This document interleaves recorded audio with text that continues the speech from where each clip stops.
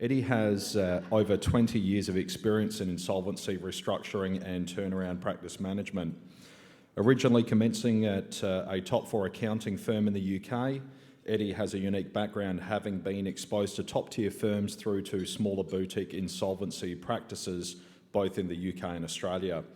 Drawing on his comprehensive working knowledge of insolvency, restructuring and turnaround leadership, Eddie encourages small and family businesses to embrace change, adopt innovative risk appetites and build organisational resilience and strong professional networks.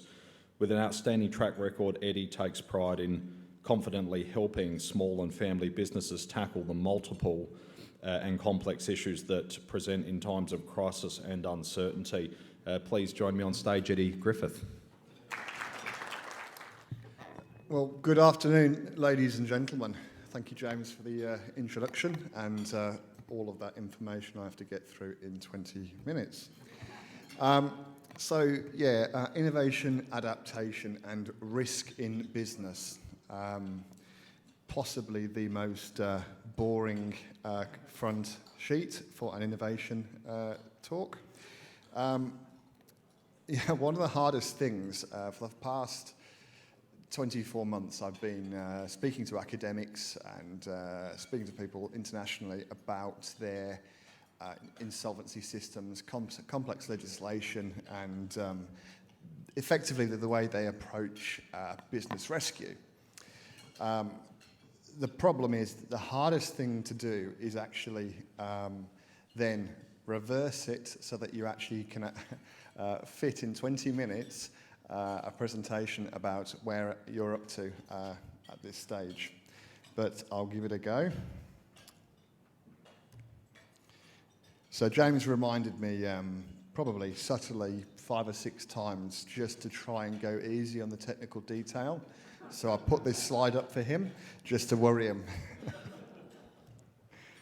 So talking about insolvency, it is a sensitive topic. It can cause depression. Talking to psychiatrists, it can cause PTSD. Insolvency events aren't pleasant because they have ripple effects throughout the community. So just a bit of sensitive information. Warning. Okay, so I came from the UK. I'm not going to go into every single detail here, but at the very, very bottom there's the last 3 bullet points. Those are the 3 qualifications that I did in the UK to become licensed. Once I'd got my licensing passed my qualifications, I was sponsored here to Australia, Adelaide. My wife and I wanted to start a family and decided Birmingham was far too grey and miserable.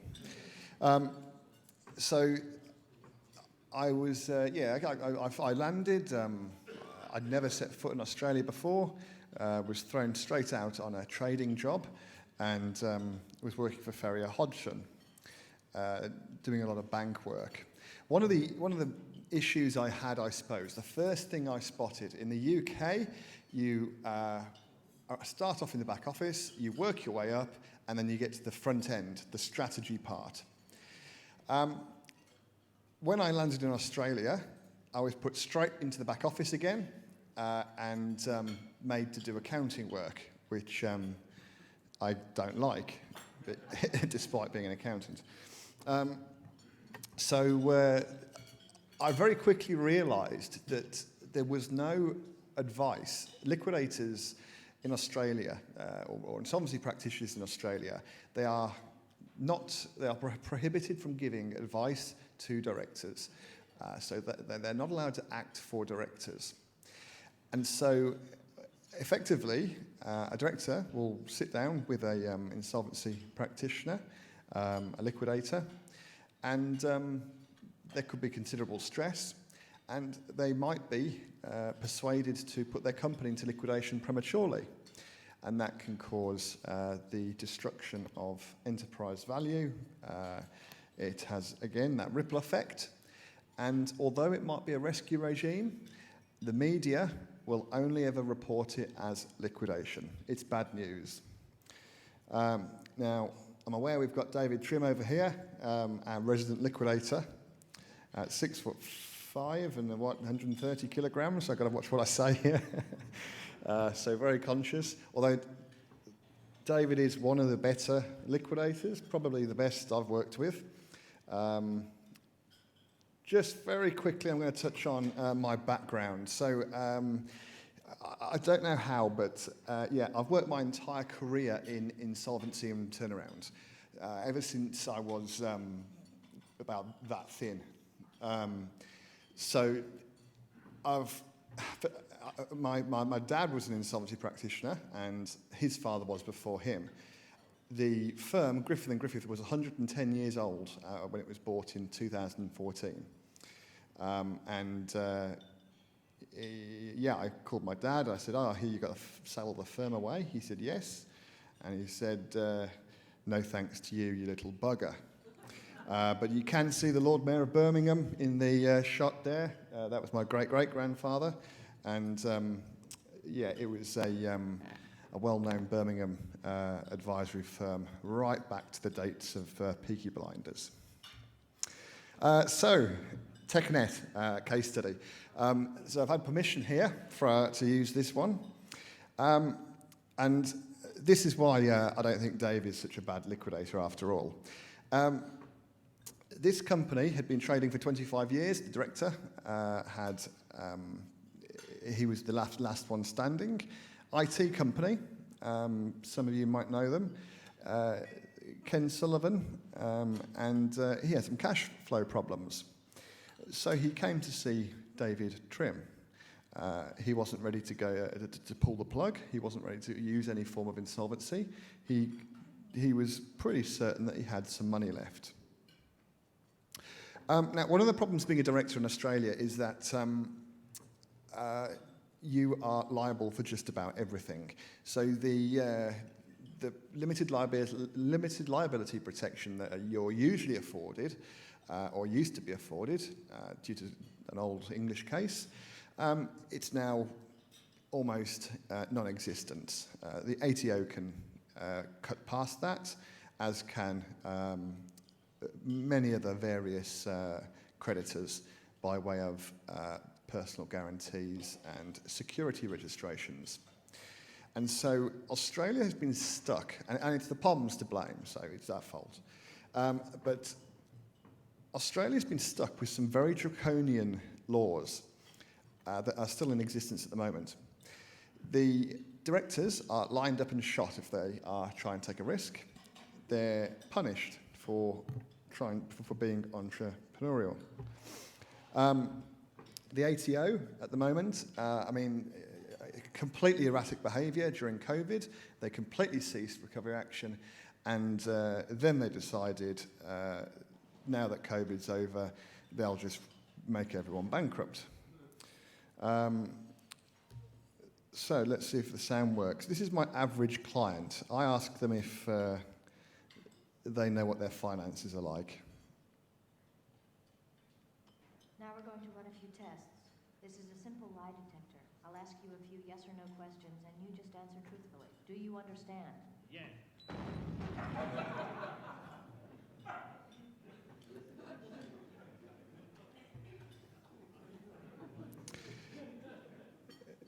I'm glad it worked now.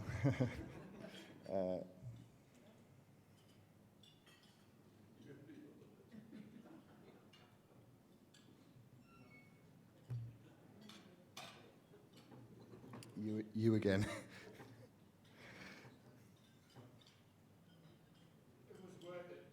I think that's about it now. Yeah.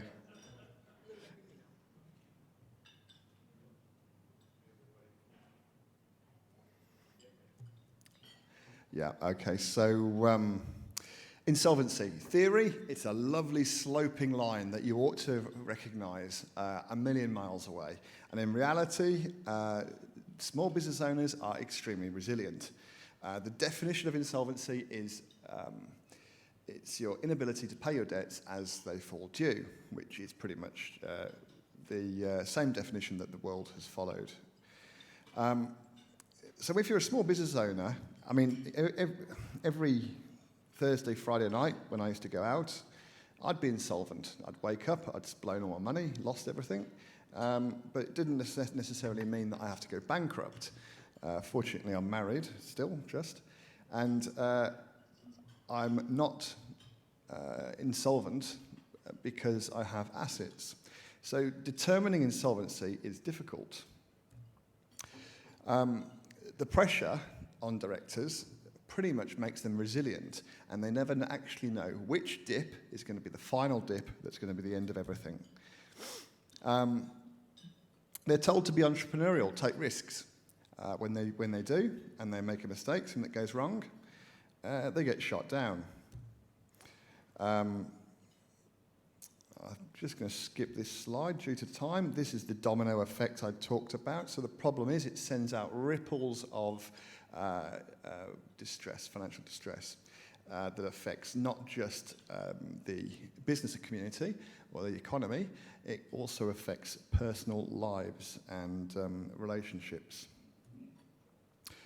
One of the problems that we've got is this independence issue. So not all liquidators are made like Dave.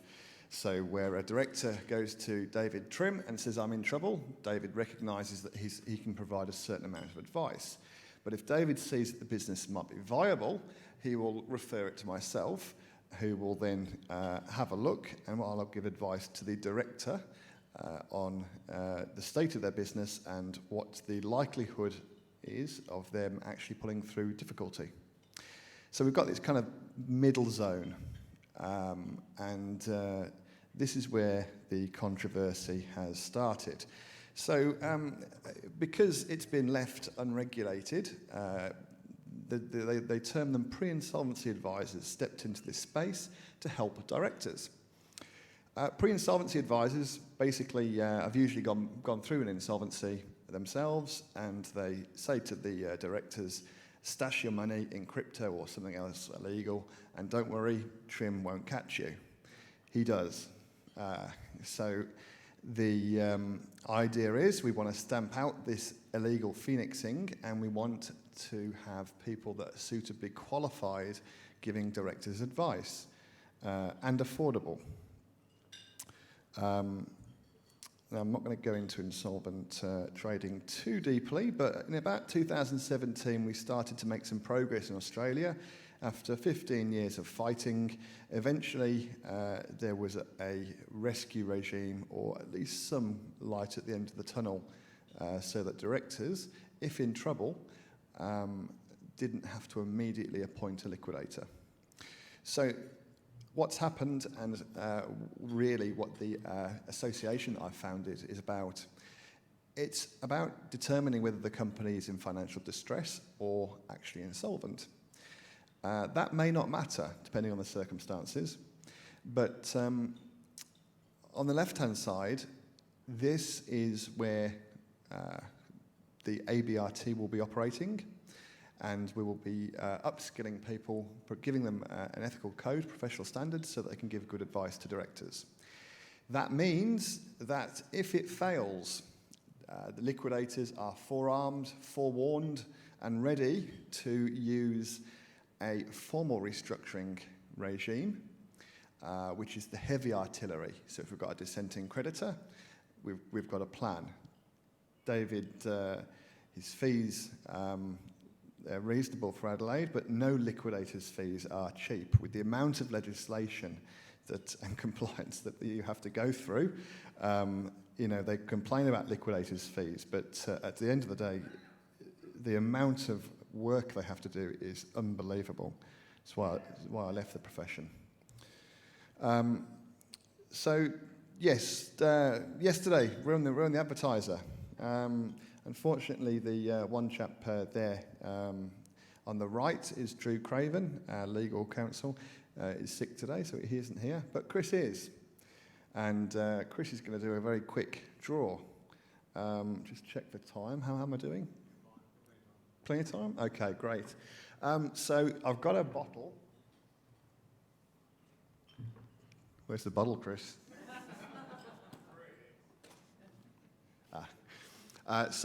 First person to put their hand up.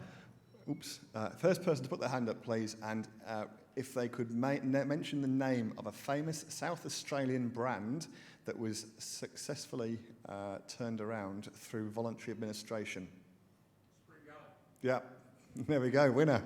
A bottle of bourbon, sir. Thank you very much. That wasn't cute.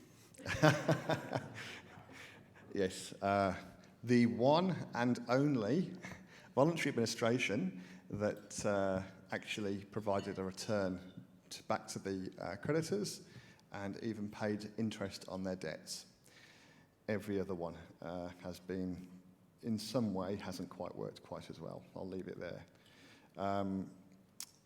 Very quickly on the topic of cyber, because we've been working hard to try and fix professional standards against the current law, but looking at other jurisdictions, we're still behind. The problem is the insolvency laws were designed when there were physical assets. So David Trim would come in, he would seize those assets, he would then liquidate the assets, hence being a liquidator, and then he would use the pari passu principle, which means on equal footing. He distributes those funds equally amongst the creditors. And then he will also investigate the director to see whether there are any conduct issues. The big issue that we've got at the moment, or one of the major factors, is that there are no big assets anymore. We're now dealing with tech companies where pretty much there is zero value in the assets by the time the company goes into some form of insolvency. So I've dealt with a couple of cyber attacks. The problem hasn't been a lack of money, it's been a theft of actual data, IP, information, and that has cost the economy millions. So there needs to be a bigger perspective used when we look at these new laws. At the moment, the Parliamentary Joint Committee has agreed to do a complete overhaul of the corporate insolvency regime, and they've got a big task ahead of them because with the rate at which technology is moving, some jurisdictions are actually creating AI to determine whether companies are likely to fail or not. I'm going to play this clip just because it's one of my favourites. I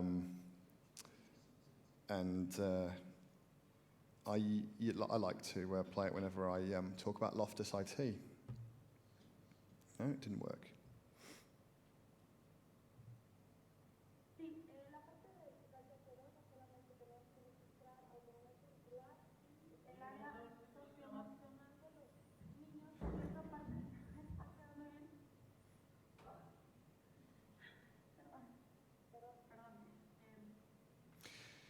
Yeah, I've got a baby girl and can fully relate to that experience. Good thing is you can actually tell in her face that that's genuine. She's mortified. So look, that concludes my presentation. Thank you very much for listening.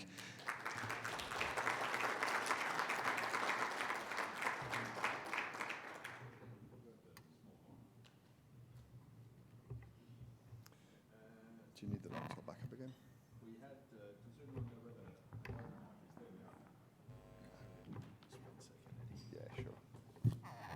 just let me have access to that mic there. Okay, so we now have an opportunity for some Q&A, and so we've got the roving mic out there. Does anybody have any questions for Eddie tonight or today? There we are, sorry. Eddie, thanks very much for a great presentation. Chapter 11 provisions that are available in the US, can you talk to the applicability of that as a bit of a shield in Australia and the potential for that as part of that parliamentary review? Thanks. Yeah, so what they've effectively discovered is that liquidators are highly qualified. They have to, you have to go through all your accounting exams, and then you have to study law, and then you have to study a lot of other things as well. Forensics, depending on what you specialise in. What they've realised, and quite rightly so, is that when a insolvency practitioner steps out on site, he walks up to the director and says, right, I am now running this business, you're going to step aside. And they've realised that the best person to run the business is the bloke who's been running it for the last 20 years, not the accountant. He might be good at doing, conducting administrations. He might be a very good accountant, but he doesn't have operational experience. He may not know the staff, the suppliers. So Chapter 11 embraces something called debtor in possession. It basically means that they're going to provide the directors an opportunity to turn the business around. And in 2017, they introduced something which was sort of an inch towards this debtor in possession in Australia. They introduced these safe harbour laws. So that meant that provided they had advice, directors were able to actually continue trading and they wouldn't become personally liable for the debts, provided they had a plan that was a better outcome than liquidation. We've got another debtor in possession regime at the moment, which arguably, according to many academics, is not at all debtor in possession. It's a compromise agreement. They've kind of missold it. But it's doing a great job of solving the COVID issue. But that's what we're looking to get to. Yeah, good question. Thanks, Eddie. What about the not-for-profit sector? Yes, good one as well. So the not-for-profit sector, big. I've got some experience there. They say never work with children or animals on TV. With charities, money isn't the primary driver. It can be religion, it can be the children, it can be the cause, or whatever it might be. And that creates absolute pandemonium, where financial, where it's not clear cut, black and white, purely to do with finances. Not for profits, it gets very difficult. The problem is they run a very tight budget, and they would like people to give up their time. They would like people to give up their valuable time, and these, will have solicitors, accountants, and highly qualified people sitting on boards that are, borderline insolvent. And so one of the things with the safe harbour has been useful for is I've had directors resign from the struggling not-for-profit.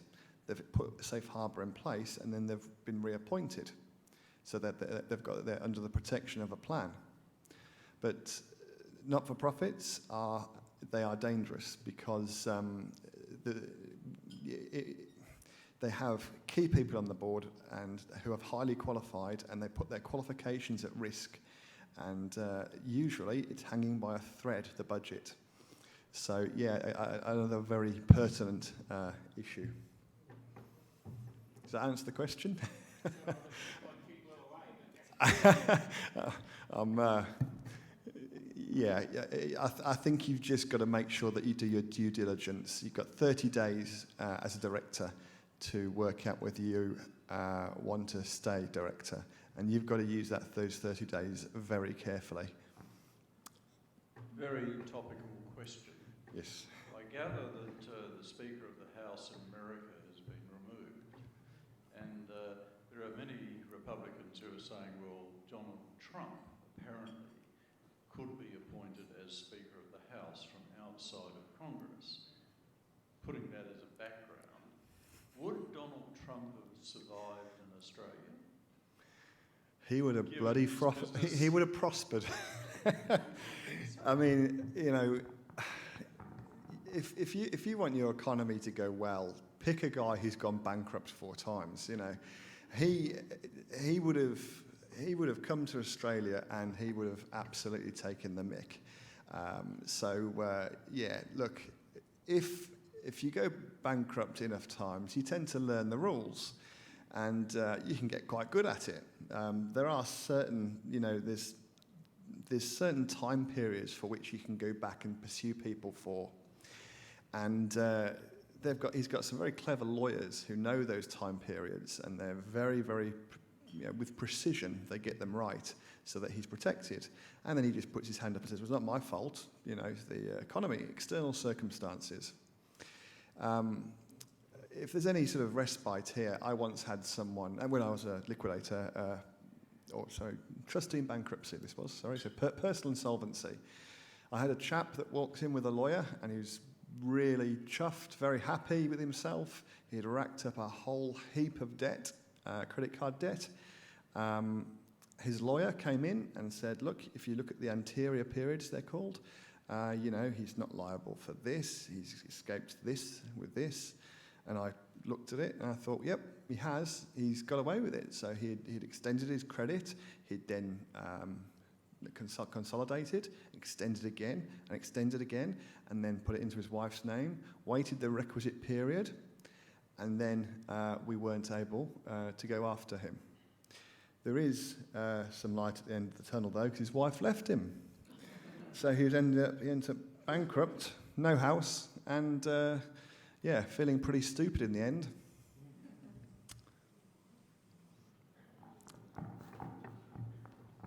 Eddie, 2 questions. First of all, with COVID and the interest rates, what's the percentage increase, or do you have an idea of how challenging it's been since that happened? In terms This gets into a very frosty area when you start talking interest rates and inflation, because everyone knows what happened with hyperinflation in Germany. So if you print more money quickly, obviously the value of it disappears.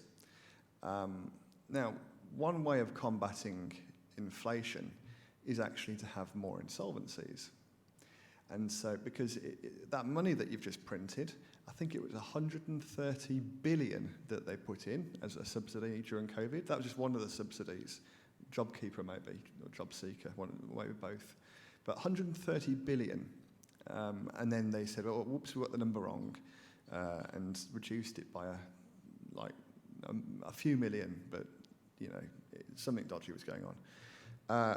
But yeah, so I'm a bit sceptical when I see a lack of assistance being given to certain industries like construction, because the debt kind of gets burnt. You're burning that paper that you've printed, so you're actually helping the economy, and that gets then passed down to each person who has their own business, the smaller and smaller subcontractors. So there seems to be a couple of industries that they are prepared to burn. And if you look closely enough, you can see that retail, there's a bit of a token gesture, because they realise that after COVID, that may be a sector that is going to be changing for good. Construction is easy because the debt gets passed down to the small guys who they know can't collaborate and haven't got a big enough voice. So with interest rates and insolvency, it's a very dangerous sort of area, because connotations could be made that certain industries that are deemed not to be viable going forward are given less support than other industries. So yeah, good question again. Thanks, Denny. Any other questions? Yes, sir? Not a question so much, a comment, as a question earlier about not-for-profits. Yes. In Australia, not-for-profits fall into 2 categories. One category is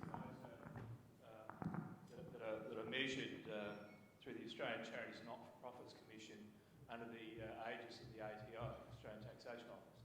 And they put out regular information to directors, boards, on stewardship, governance, etc. And I'd say that a lot of those are well governed. They have to report, have to be audited, lodge their financials to the public record through the ACNC.